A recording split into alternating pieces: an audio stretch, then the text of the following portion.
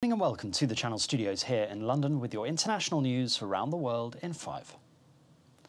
Doctors of a US man with terminal heart disease who was implanted with a genetically modified pig's heart in a first-of-its-kind surgery say he is doing well. The surgery, performed by a team at the University of Maryland Medicine, is among the first to demonstrate the feasibility of a pig-to-human heart transplant, a field made possible by new gene editing tools. If proven successful, scientists hope pig organs could help alleviate shortages of donor organs. We were quite pleased that as we separated from the heart-lung machine, the animal heart was functioning, by my eye at least, just about as normal as we could have expected. Australian border officials are investigating whether Novak Djokovic's travel entry form included a false declaration. Djokovic's visa was revoked on arrival in Melbourne last week, and he was sent to an immigration detention hotel.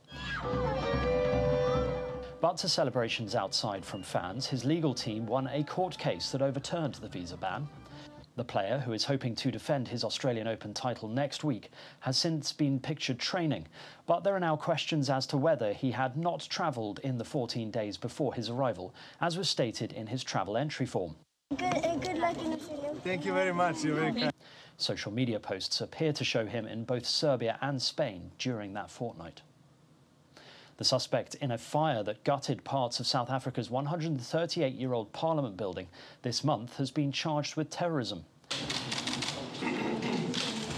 Zandile Mafe had already been charged with arson in connection with the fire, but the additional charge of terrorism was added because he had also been caught with an explosive device. Officials have described it as an attack on the country's democracy. The blaze caused the roof of the newer part of the building to collapse and also damaged the old wing dating back to 1884. US President Joe Biden and Ethiopian Prime Minister Abiy Ahmed have held a candid telephone call days after an airstrike reportedly killed 56 people at a camp for displaced people in Tigray.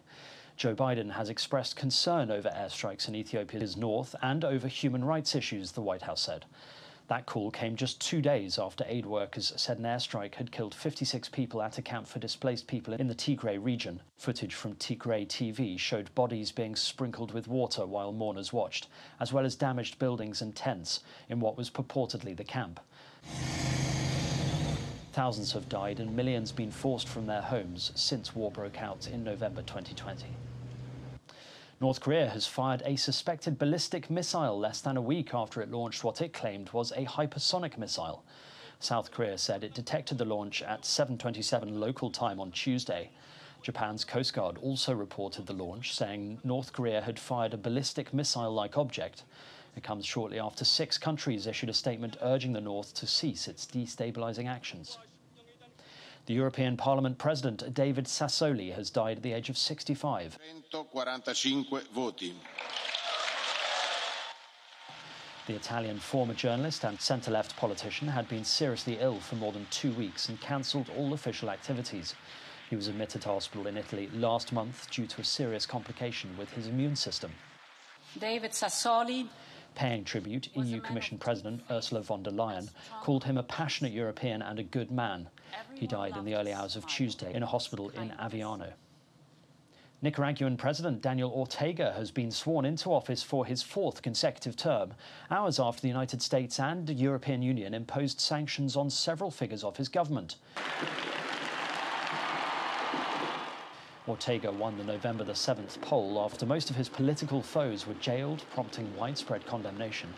US President Joe Biden called the election a pantomime, accusing the former Marxist guerrilla and Cold War adversary of the United States of growing authoritarianism. And finally, China is gearing up for the Winter Olympics with Harbin, known as Ice City, shown off for the cameras for the very first time. The capital of northeast China's Heilongjiang province includes Olympic-themed light shows, installation arts, as well as a range of ice and snow sculptures located in the Harbin Ice Snow World. One of the main attractions took more than 50 artists 8 days to construct. It measures 100 metres long and 30 metres high. And that's your international news around the world in 5. Now back to the Channel Studios in Lagos.